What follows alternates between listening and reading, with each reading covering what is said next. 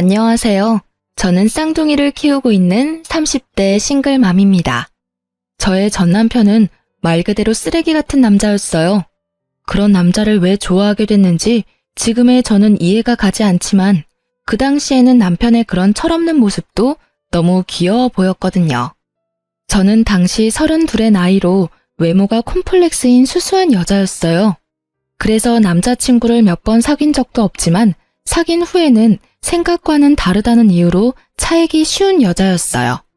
그래서 제가 연애를 하고 결혼을 할 거라는 생각은 그냥 접어두고만 있었는데 남편을 만나게 되고 그런 생각은 모두 사라졌어요. 처음 남편을 만난 건 술집이었어요. 저도 남편도 각자 다른 친구와 함께 왔었는데 어쩌다 보니 합석을 하게 됐고 그 과정에서 남편과 친해지게 됐죠. 그때 남편은 푸념처럼 말하곤 했어요. 부모님이 빨리 결혼해서 아이를 가지기를 원한다. 하지만 자기는 그렇게 해줄 여자를 아직 찾지 못했다고요. 솔직히 이 남자가 부모님에게 한없이 약한 인성 좋은 사람인 줄 알았어요. 그래서 그때 이야기도 많이 나누고 연락도 많이 했었어요. 그렇지만 당신은 사귀는 사이는 아니었어요. 그런데 두세 달쯤 지나니 저에게 결혼을 전제로 사귀고 싶다고 하더군요. 얼굴은 자기 타입인데 성격은 부모님 타입이라고요. 솔직히 나보다 3살이나 어린 남자에게 이런 식으로 고백당하니 저도 가슴이 두근거리며 기분이 날아갈 듯 기쁘더라고요. 그래서 시어른 될 분들을 보러 집에 갔는데 거기서부터 너무 놀랐었어요. 집은 비싸 보이는 전원주택에 부모님들도 무척 교양 있어 보여서 그냥 소시민인 나와 우리 가족이 결혼을 할 수 있을까 싶은 생각만 들더라고요. 그런데 의외로 그 집에 갔더니 시어른들이 너무 좋아하셨어요. 그렇게 두 분의 마음에 쏙 들어 결혼을 하게 됐고 결혼 후에는 금전적으로 도움도 많이 받았어요. 시부는 엄격한 면이 있지만 상냥하신 분이고 시모도 친절하고 부드러운 분이셨거든요. 그런 제 결혼 생활은 완벽한 신데렐라 스토리가 될 뻔했지만 저에게는 문제가 하나 있었어요. 바로 외동아들로 곱게 큰 남편이 철이 없고 생각이 너무 짧다는 거였어요. 사실 결혼 후에 들은 이야기였는데 시부모가 저를 좋아한 이유도 제가 연상에다 차분한 성격이라 남편을 잘 단속할 거라고 생각했기 때문이었대요. 그런 이야기까지 듣고 나니 가정의 평화를 위한 책임감이 막중해지더군요. 그러다 찾아온 위기는 아이를 낳기 전이었어요. 그때는 한창 아이를 낳으려 노력하던 때였어요. 시부모님이 너무 손주를 원하기도 하셨지만 저도 슬슬 더 늦으면 노산이 될 상황이 오기 시작했으니까요. 그렇게 열심히 시험관 준비 중이었는데 남편은 그때쯤 점점 늦게 들어오기 시작했어요. 남편은 당시 중소기업에서 일하고 있었어요. 그런데 결혼 1년 차에는 꼬박꼬박 집에 잘 들어오더니 2년이 넘어가자 점점 풀리기 시작했어요. 취해서 들어오는 것도 많았지만 다음날 새벽에 집에 들어온 적도 많았어요. 처음에는 야근하고 회식하느라 늦는다는 남편의 말을 믿었는데 뒤로 갈수록 믿기 힘들어지더라고요. 왜냐면 퇴근 시간인 저녁 6시 이후로는 절대 제 연락을 받지 않는 거예요. 그리고는 집에 들어오기 직전에 연락을 한다거나 아예 답이 없이 늦은 적도 많았어요. 처음에는 바빠서 그런 거라 생각했는데 이렇게 계속 바쁠 리가 없잖아요. 야근을 한다면 야근 수당이 붙어서 월급이 많아져야 하는데 월급은 계속 그대로고요. 그렇다면 이유는 2가지 중 하나였죠. 야근을 하지 않고 내게 거짓말을 했거나 야근을 했지만 야근 수당을 다른 데에 썼거나 솔직히 어느 쪽이든 문제는 있다고 생각했어요. 어떻게 할까 고민하다가 오랜만에 만난 고향 친구가 좋은 생각을 알려주더라고요. 네 이름으로 전화해서 안 받으면 다른 사람 이름으로 연락해봐. 똑같이 안 받으면 바쁘다는 거고 혹시나 받으면 남편이 네 전화를 피한다는 뜻이지. 참으로 좋은 생각인 것 같더라고요. 그래서 일단 남편에게 전화를 걸었어요. 그때가 저녁 8시쯤이었는데 역시나 전화를 받지 않더군요. 그리고 친구의 계정으로 남편의 SNS에 안녕하세요 라고 짧게 연락을 시도했어요. 그런데 갑자기 바로 연락이 오더라고요. 그 연락을 보니 화가 완전 뻗치더라고요. 게다가 연락 온 메시지가 더 열받게 했어요. 남편 놈은 안녕하세요라는 물음에 누구였지? 혹시 그때 그 클럽에서 만난 사람인가? 하고 보냈던 거예요. 열받은 저는 바로 제 폰으로 남편에게 연락을 했어요. 역시나 받지 않길래 남편에게 톡을 보냈죠. SNS 계정으로 인사 보낸 건 아니까 지금 당장 집에 들어와? 라고 말이죠. 저는 친구에게 미안하다고 하고 집으로 돌아가 남편을 기다렸어요. 그런데 간 크게도 남편은 4시간이나 지나 자정을 훌쩍 넘긴 시간에 어슬렁어슬렁 들어오더라고요. 자기가 뭘 잘못했는지도 모르는 그런 태연한 얼굴. 저는 열이 받았어요. 내가 들어오라고 했는데 여태껏 뭐 했어? 야근한다는 것도 다 거짓말이지? 좀 그만해. 짜증나게 왜 이렇게 집착하는 건데? 결혼했으면 이제 슬슬 놔줘야 할 때 되지 않았어? 짜증나게 맨날 저녁에 전화하고. 바쁜데 너 때문에 일도 제대로 못한다고. 얼굴 가득 짜증을 채운 남편 놈을 보니 기가 차서 말도 안 나오더라고요. 왜 방귀 낀 놈이 화를 낼까요? 지금 이 상황에서는 제가 화를 내야 하는 거잖아요. 지가 뭘 잘못했다고 짜증을 내는지.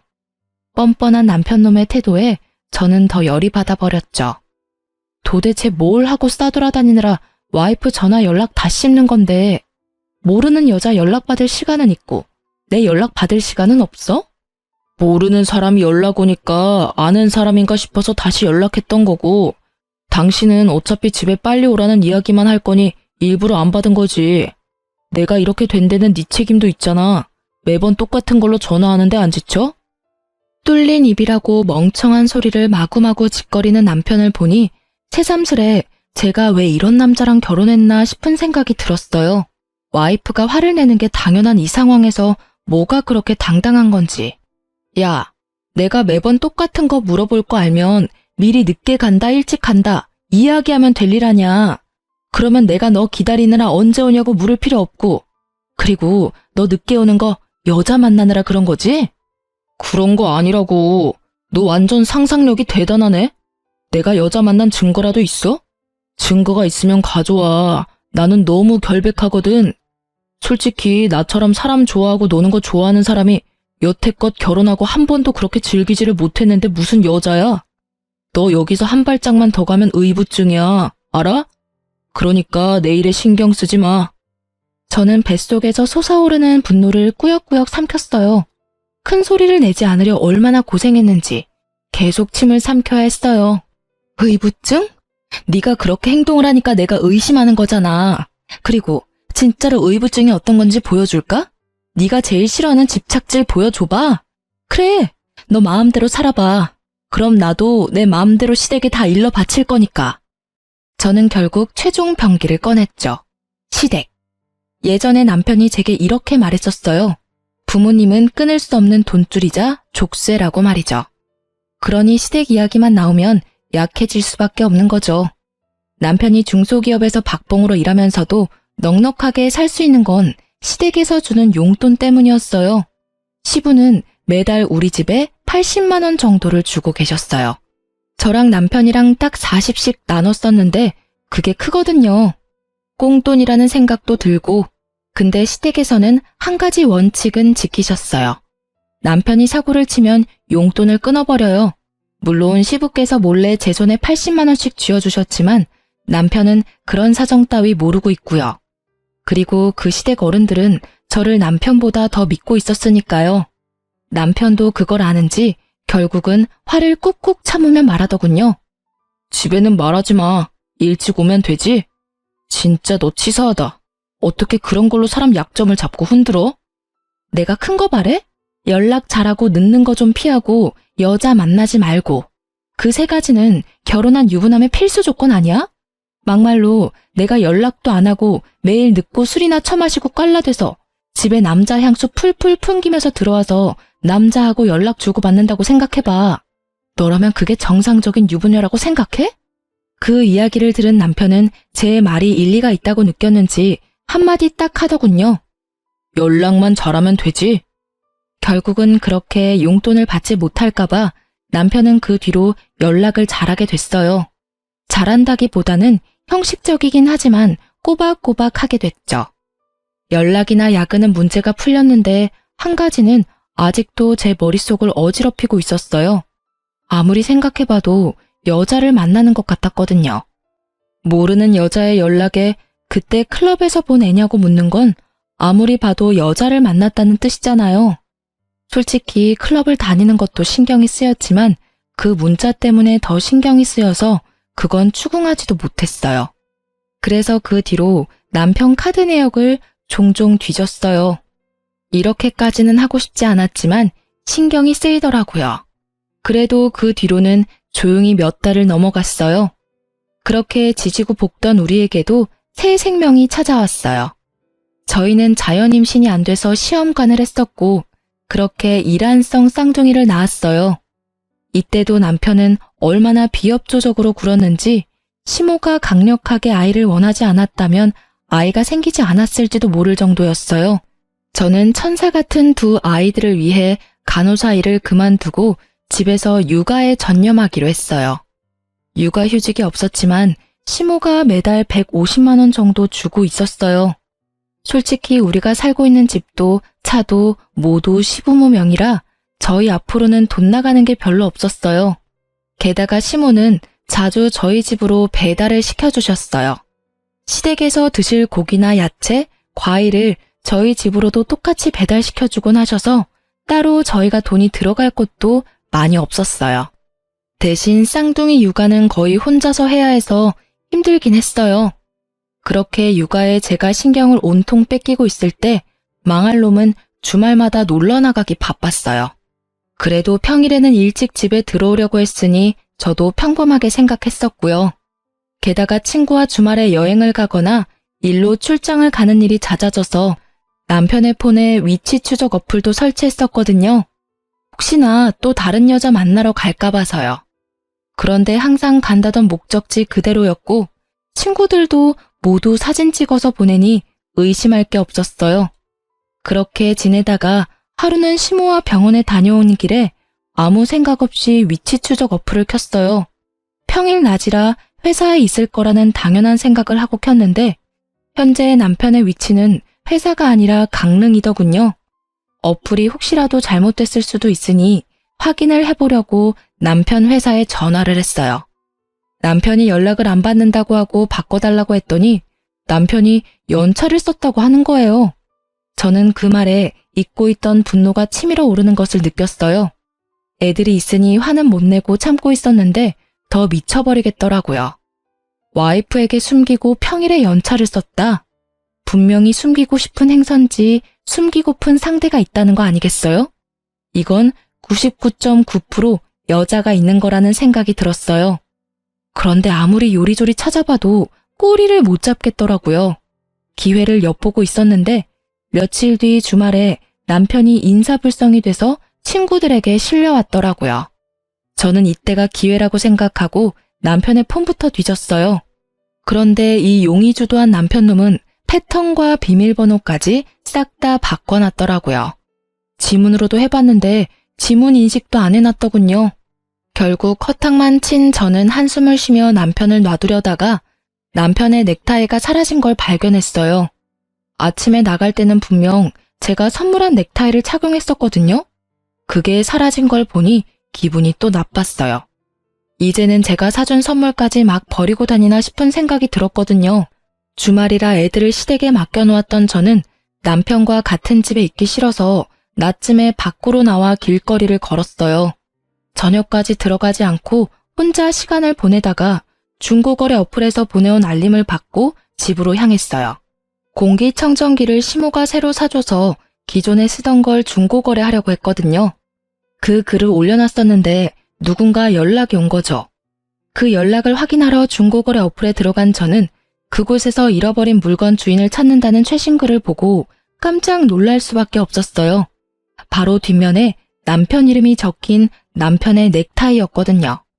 집 근처에 술집 사장이 올린 글이었는데 어제 처음 온 손님 넥타이라며 가져가라고 글을 올려놨더라고요. 저는 이거다 하고 생각하고는 후다닥 술집으로 향했어요. 안녕하세요. 넥타이 보고 왔는데요. 저희 남편 거라 찾으러 왔어요. 제가 말을 꺼내자 술집 사장님이 고개를 갸웃거리더라고요. 왜 그러세요? 아니, 어제 본 얼굴이랑 다른 것 같아서요. 어제 같이 오신 분 맞죠? 그 이야기에 드디어 꼬리를 잡았다는 생각이 들었어요. 어제 분명히 다른 여자랑 여기 온 게 틀림없었어요. 저기 혹시 그 CCTV 영상 좀 볼 수 있을까요? 어제 남편이 지갑도 잃어버린 것 같아서 확인 좀 하려고요. 물론 그런 적은 없지만 이렇게라도 말하지 않으면 CCTV를 보여주지 않을 것 같아 그렇게 말하고 CCTV 영상을 돌려봤어요. 그리고 남편의 옆에 있던 여자의 얼굴을 확인하던 순간 저는 머리를 강하게 한 대 맞은 기분이 들었어요. 저번에 친구 계정으로 남편에게 연락을 보냈었잖아요. 그때 그 친구였던 거예요. 이 두 사람이 나 몰래 만나고 있었던 거죠. 게다가 어찌나 가까운 사이인지 아주 찰싹 붙어가지고는 누가 봐도 우리 연인 사이예요 하는 모습을 하고 있더라고요. 저는 동영상을 사진과 영상으로 저장해서 남편에게 바로 보냈어요. 집으로 돌아가는 길에 남편의 전화가 계속 오는데 싹 다 무시했어요. 어차피 집에 가서 볼 걸 여기서 체력, 마음 낭비 하고 싶지 않았거든요. 집에 도착하자마자 남편이 꺼낸 첫 마디가 뭐였는지 아세요? 왜 전화를 안 받아? 몇 번을 전화했는지 알기나 해? 왜 내 전화 무시하는데? 전화를 무시한 게 그렇게 큰일일까요? 매번 무시하는 너는 뭐냐고 쏘아주려다가 겨우겨우 참은 제가 말했어요. 내가 보낸 사진을 보고도 왜 전화 무시하냐는 말을 먼저 하는 너라는 놈에게 이제 질리려고 해. 그래 말해봐. 언제부터 내 친구랑 바람 폈어? 언제부터겠어? 네가 그 여자 계정으로 나한테 연락했을 때부터지. 그렇게 예쁜 여자가 있었는데 잘도 숨겼네? 제가 제 손으로 무덤을 판게 됐어요. 불륜도 쿵짝이 맞아야 하는 거잖아요. 남편만 단속한다고 될 일이 아니었어요. 저는 제 친구가 제 남편에게 들이댔다는 것도 정말 충격이었어요. 그런 친구라고 생각한 적 전혀 없었으니까요. 야, 쓰레기 같은 놈아. 네가 와이프 친구한테 손을 대? 게다가 그렇게 당당하게 바람피는 것까지 이야기할 상황이야? 이럴 거면 나랑 왜 결혼했어? 왜 날 이렇게 비참하게 만드는 건데? 제가 꺼낸 말은 거의 한풀이었어요. 대답 같은 건 듣지 않아도 되는 한풀이. 그런데 남편 놈은 기가 막힌 대답을 내놓더군요. 네가 성격은 수수하고 조용해서 내가 밖으로 나돌아다녀도 별말 안 할 줄 알았지. 이렇게 괄괄하고 집착하는 성격인 줄은 꿈에도 몰랐어. 이렇게 땡땡댈 줄 알았으면 다른 여자랑 결혼하는 게 차라리 나았을 것 같아. 엄마가 빨리 결혼해서 애 낳으라고 난리쳐서 제일 만만해 보였던 너하고 결혼한 건데 완전 망했잖아. 네가 다른 여자 만나고 밖으로 나돌아다녀도 별말 안 하고 참아주는 여자? 그런 여자가 세상에 어디 있겠어. 있다면 네 돈 보고 결혼해서 딴 주머니 차려는 여자겠지. 내가 미쳤지. 네 본성을 못 알아보고 결혼한 내가 미친 거야. 그래, 조용하고 아무 말 못할 여자랑 결혼하고 싶었으면 인형이랑 결혼하지 그랬어. 그러게 좀 적당히 했어야지. 이게 뭐야?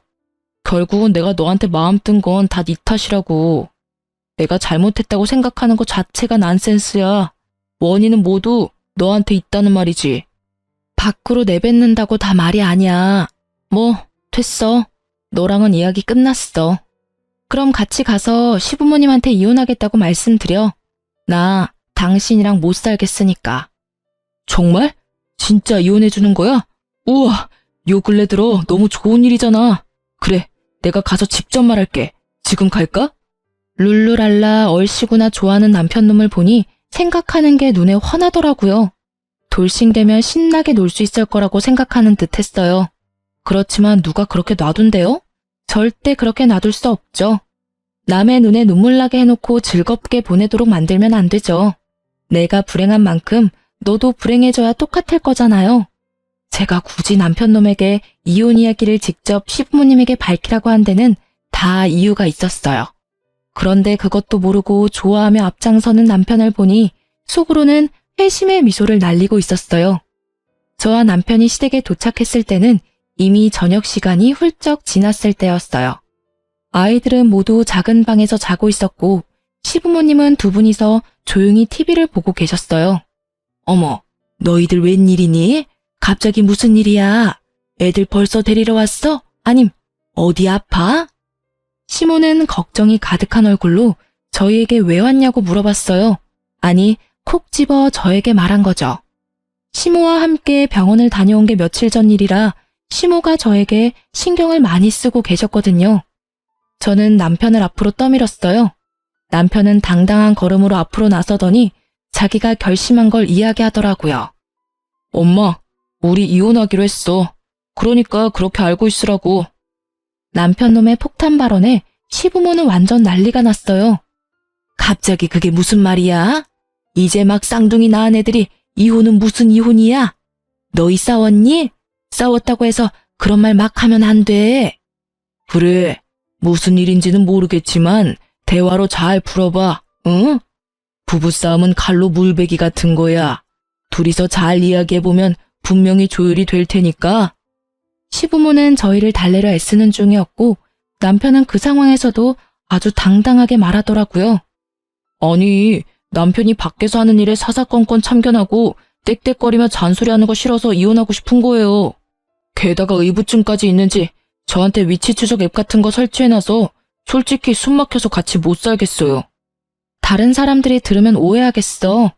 당신은 아무 잘못 없고 나만 잘못한 것처럼 말하네? 왜 당신 바람핀 이야기는 안 해? 나한테 속이고 내 친구랑 강릉 여행 가고 술집에서 친구 옆에 끼고 놀다가 내가 선물해준 넥타이 버리고 온 건 왜 이야기를 안 해?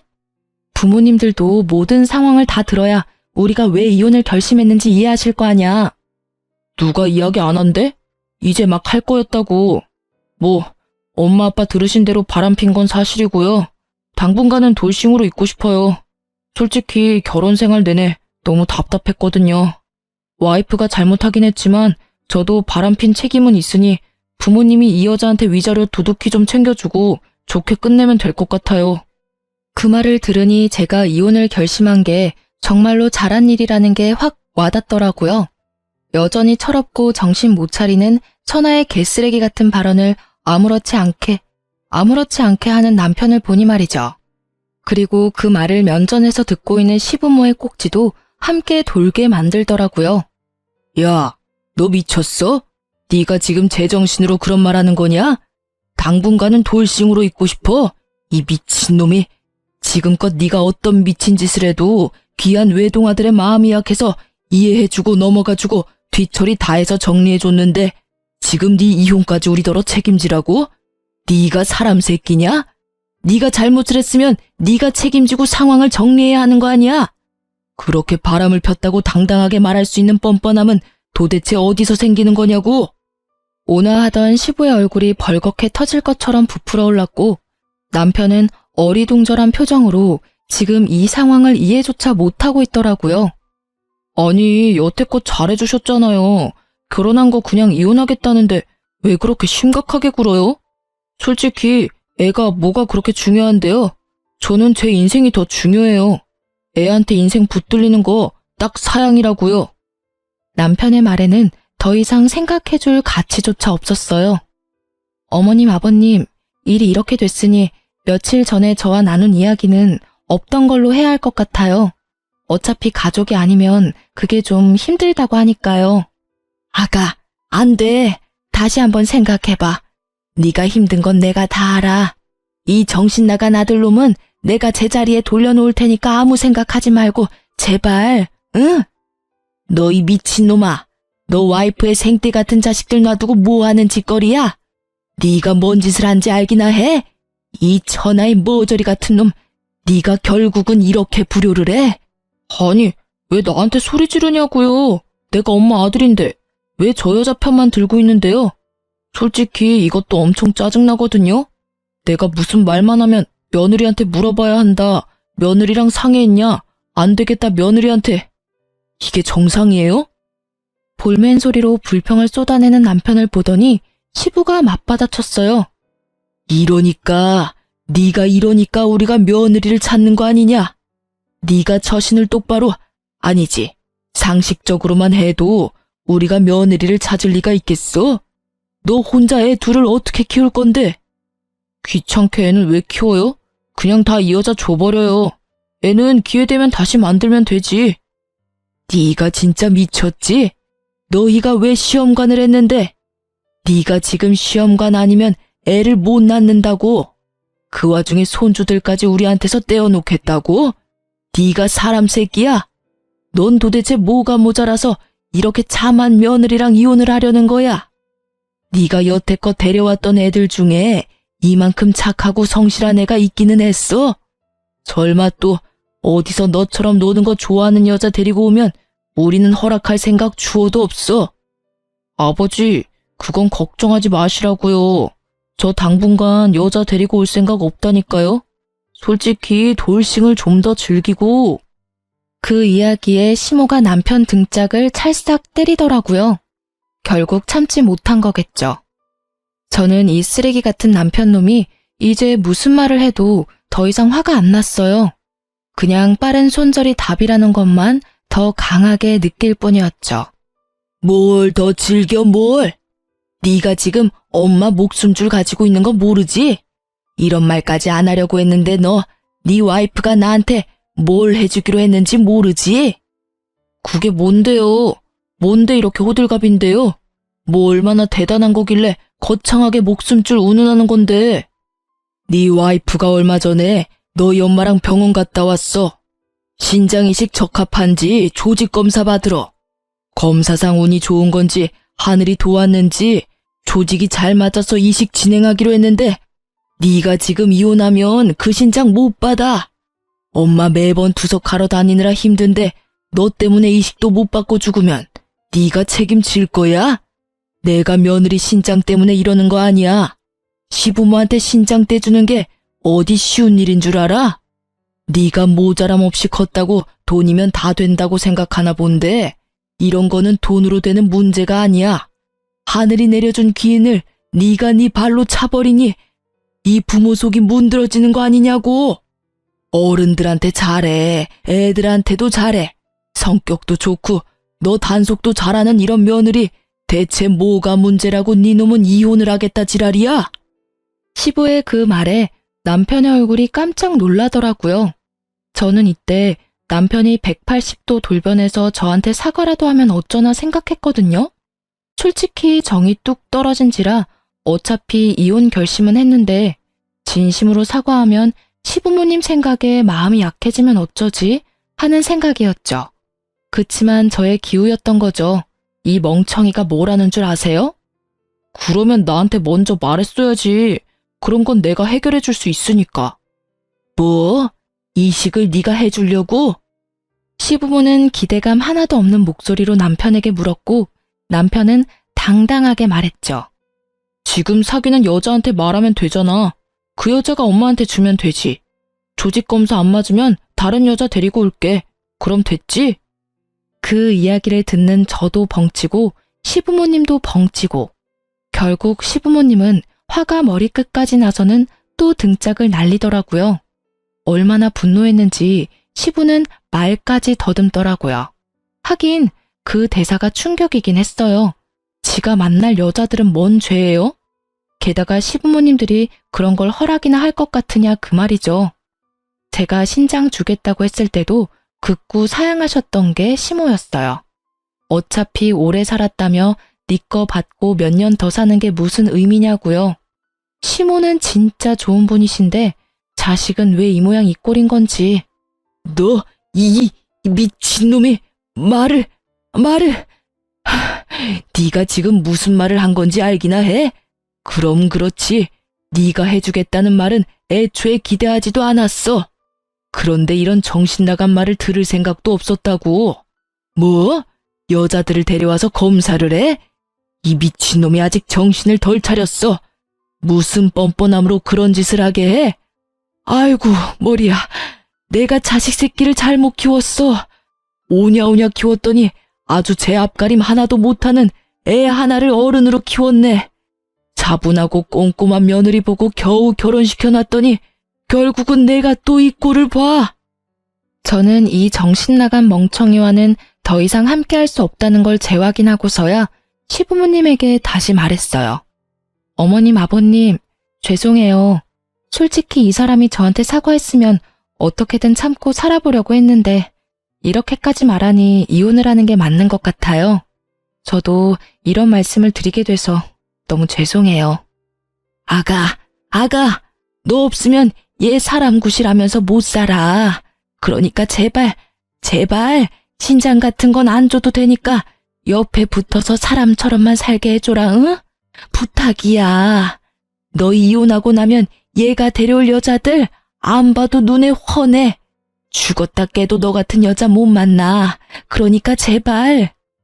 엄마, 뭐 하는 거야? 왜 이 여자한테 매달리는데? 그리고 내가 뭐 어때서 그러는 거냐고. 나도 철들었다니까. 엄마 신장도 내가 하나 갖다 주겠다니까. 미친놈아, 말 좀 그만해. 네가 말할 때마다 이 엄마 가슴이 무너진다. 신장 소리 어디 가서 하지도 마. 이혼하면 가족이 아닌 게 돼서 공여자가 힘들 거라고 알고 있거든요.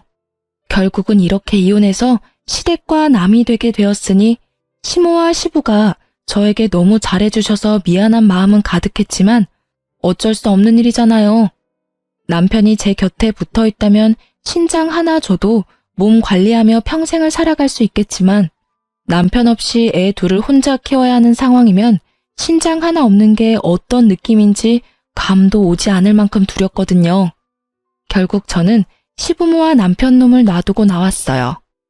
제 이야기는 끝났고 시부모와 남편이 할 이야기가 남았겠죠. 저는 나와서 바로 상간녀인 제 친구를 찾아갔어요. 그 상간녀는 저와 결혼 후에 만난 친구거든요. 그래서 결혼식에도 온 적 없고 남편과 만난 적도 없었어요. 원데이 클래스 하면서 만난 사이라 엄청 친하고 그럴 것도 없었지만 말이 잘 통한다고 생각했는데 뒤로 이렇게 음침한 일을 벌일 줄은 상상도 못했네요. 저는 친구에게 만나자고 연락을 넣고 카페에서 기다렸어요. 앉아. 너 나한테 해야 할 말 없어? 저는 오자마자 친구에게 물었어요. 무슨 말? 나 너한테 할 말 없어. 네가 나한테 보자고 한 거니까 네가 나한테 할 말이 있는 거겠지? 무슨 일인데 불러내서 분위기 잡는데? 꼭 내 입으로 들어야겠어? 너 내 남편이랑 바람 피는 거 나한테 들켰어. 이래도 할 말 없어? 아, 그거? 그게 어때서? 사람 만나서 사랑하는 거 흔한 일 아니야? 그 사람의 유부남이었을 뿐이고 나는 그래도 상관없다고 생각한 것뿐이고 내가 직접적으로 너한테 상처 준 건 없잖아. 아주 둘 다 쌍으로 또라이였더라고요. 말하는 걸 들으니 참.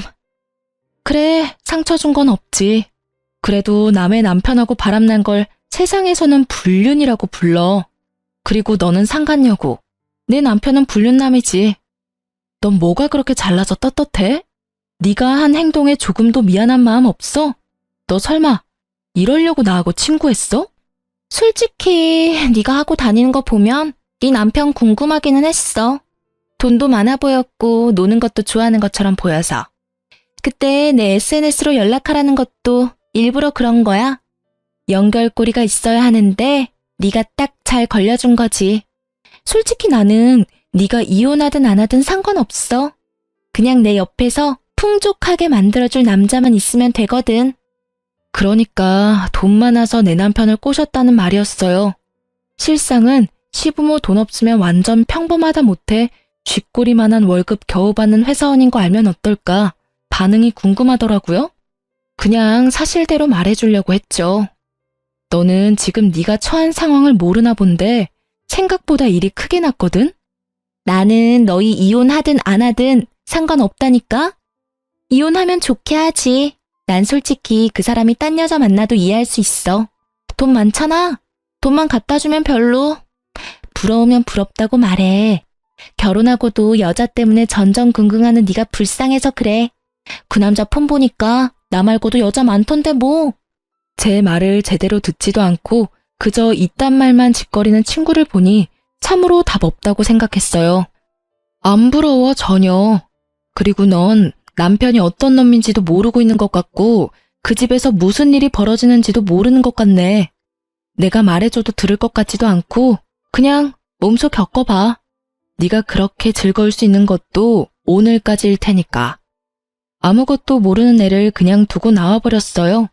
길게 말할 것도 없더라고요.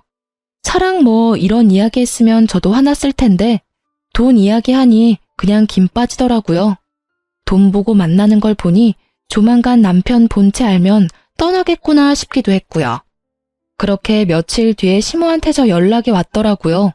이혼 이야기 마무리도 할 겸 잠시 집에 오라고요. 시댁에 갔더니 그 짧은 시간 동안 몇 년은 늙어버린 것 같은 시모가 앉아있더라고요. 왔니? 네, 어머님. 혹시 몸이 많이 안 좋으세요? 병원 가보셔야 할 것 같은데. 괜찮아. 나도 몸이 아픈 게 아니라 머리가 아픈 거야. 내가 어제 무슨 꼴을 당했는지 어제 이놈이 웬 여자 하나를 데려왔더라고. 알고 보니까 지가 만나는 여자라는데 딱 봐도 상간녀더라고. 내가 맘에 들지 않아서 빨리 내보내려고 했는데 세상에 이놈이 그 여자한테 뭐라고 했는 줄 아니? 야, 우리 엄마한테 신장 하나 이식해줘. 그럼 나쁘지 않게 대접할게. 이러는 거야. 그 여자애가 놀라서 자기가 왜 그래야 되냐고 했더니 아들놈이 자기랑 결혼하려면 당연히 그렇게 해야 한다고 하지 뭐니? 그 대화에 나도 놀라고 남편은 더 열받아서 노발 대발 그 와중에 병원까지 데리고 간 거 아니? 병원을요? 거기 가서 뭘 했는데요? 뭐긴 뭐야. 내 아들인데 그 속을 모르겠어? 어디서 그런 미친 것이. 근데 그 여자도 만만치 않더라. 나한테 자기가 신장 주겠다면서 결혼하려면 당연히 그렇게 하겠다면서 앞장서는데 아휴, 결국은 바로 나왔어. 검사는 안 하셨나 보네요. 시간 좀 걸리던데. 그게 아니야. 조직 검사를 할 필요조차 없었거든. 세상에 그 상간녀가 얼마나 술을 많이 마셨는지 신장이 너무 안 좋아서 도리어 치료받아야 한다는 판정받고 입원했어. 예, 그 와중에 아들놈이 상간녀한테 난리를 치는데 너 같은 거 필요 없다면서 거기서 내버려 두고 오지 뭐니? 네가 이혼한 거 천만 다행이야. 내가 그놈 엄마이긴 한데 네가 같이 있었다간 너만 힘들었을 거다. 오늘은 또 뭐라는 줄 아니? 나한테 신장 줄 여자 찾겠다면서 더 열심히 여자 만나러 다니는 꼴이. 내가 그래서 내 앞에서 신장 얘기 절대 하지 말라 그랬어. 어디서 사람을 이식 못 받아서 환장한 사람으로 만드는지 내가 이러다 제명에 못 죽지. 그 이야기를 듣는데 너무 웃겨서 웃음이 나올 뻔한 걸 참느라 고생했어요. 하긴 술 좋아하고 노는 거 좋아하면 신장이 안 좋아질 수도 있죠. 시모는 제게 미안하다며 양육권과 친권에 관해서는 다 저에게 맡기겠다고 했어요. 시모도 아시는 거죠. 본인은 몸이 힘들어서 손주들 보살필 처지도 아니고 그렇다고 아들놈에게 맡기려니 믿음이 없고 결국 남는 건 저뿐이었으니까요. 남편은 그렇게 잘 사는 것처럼 보였는데 이혼이 제게 유리하게 흘러가자 상황이 달라졌어요. 너 왜 위자료 지급 안 해? 그리고 애들 양육비도 안 줬거든? 처음부터 이렇게 굴면 나중에 곤란해. 제가 전화를 먼저 했어요. 지급받아야 할 돈들이 나오질 않아서요. 그랬더니 약간 당황한 말투로 말하더군요. 엄마가 돈 준 거 아니야? 이상하네. 우리 집 전기랑 난방도 끊겼어. 그리고 잠깐만. 폰 너머로 도어락 비밀번호 누르는 소리가 몇 번이고 들리더니 당황한 듯 남편이 말하더라고요. 집이 잠겼는데? 결국 당황한 남편이 전화를 끊었어요. 분명히 시댁에서 손 쓴 것 같아서 시댁에 전화해서 물었더니 시부 명의의 카드는 모두 정지시키고 집은 아예 팔아버리려 내놨다고 하더군요. 시부 말로는 이대로 놔두면 아예 인간 쓰레기가 되겠다 싶어서 이제라도 모질게 마음먹고 훈육하는 거라고 했어요. 결국 시부모의 단호한 제재에 깜짝 놀란 남편놈은 시부모에 매달리며 돈줄 끊지 말아 달라고 했지만 시부가 너도 성인이고 번듯한 직장 있으니 네 돈으로 벌어서 네 돈으로 살라고 했다네요. 그렇지만 이미 카드빚도 가득한 데다가 여자들과의 유흥에 돈을 다 써버리는 바람에 쓸 돈이 없었으니 결국 여자도 못 만나고 열심히 돈만 갚는 중이라고 해요. 위자료와 분할재산과 양육비 등을 지급받지 못한 나에게 시모가 따로 연락해서는 몰래 주시더라고요. 이러니 저러니 해도 자식에게는 약한 게 부모인가 봐요. 그래도 그냥 주는 거 아니고 전 남편 월급에서 따박따박 돈 떼어가고 계시답니다. 그분들에게 필요한 게 돈은 아닐 거예요. 다만 이 기회에 전 남편이 정신 차리기를 바라시는 거지. 그런데 그런 시모를 또 열받게 한 일이 있었다는데요. 시모가 결국 신장 이식을 친척 조카에게 받기로 하고 그 조카에게 비공식적으로 시부모의 재산을 조금 넘겨주기로 하셨대요. 워낙 고마운 일이니까요. 그런데 그 재산 넘겨준다고 열폭한 남편놈이 시댁과 그 조카 댁에 가서 난리를 치는 바람에 시부모도 완전 열이 받을 대로 받아서 한 번만 더 사고 치면 나머지 남은 재산도 다른 사람들한테 다 나눠줄 거라고 으름장을 놓자 결국 쫄아서 조용히 지내고 있다고 합니다. 참 사람 일 몰라요. 철없는 놈이랑 결혼해서 피 본 거 생각하면 화딱질만 나지만 그래도 귀여운 아이를 낳게 해준 것만은 고맙다고 생각해요. 그리고 전 남편을 보면서 아무리 귀여워도 애들은 절대 오냐오냐 키우지 않겠다고 생각했어요. 귀하다고 오냐오냐 키웠더니 완전 인간 쓰레기가 되어버렸고 그 덕에 애먼 저까지 힘들었잖아요. 솔직히 이혼 후에 편했다고 말할 수는 없어요. 돈을 받았어도 독박 육아는 여전했으니까요. 그래도 애들이 조금 크니 어린이집에 보낼 수도 있고 그 사이에 일도 시작할 수 있어서 좋아요. 남편의 빈자리까지 채울 수는 없어서 친정집 가까이 이사도 했어요. 그리고 애들이 시어른들과는 관계가 돈독해서 전 남편 없을 때 몰래 시모가 부르면 애들이랑 같이 갈 때도 많아요. 이혼은 했지만 시어른 손주들이기도 하고 관계도 좋으니 막을 필요는 없다고 생각해요. 다만 제게 재혼할 사람이 생기면 그때는 어떻게 할지 잘 모르겠네요. 하지만 아직까지는 저한테 그런 사람은 없어요. 그리고 저도 만나고 싶은 마음은 없고요. 그냥 이렇게 사는 것도 좋은 것 같거든요. 실은 또 저런 남자 만날까봐 걱정되는 게 제일 크지만요.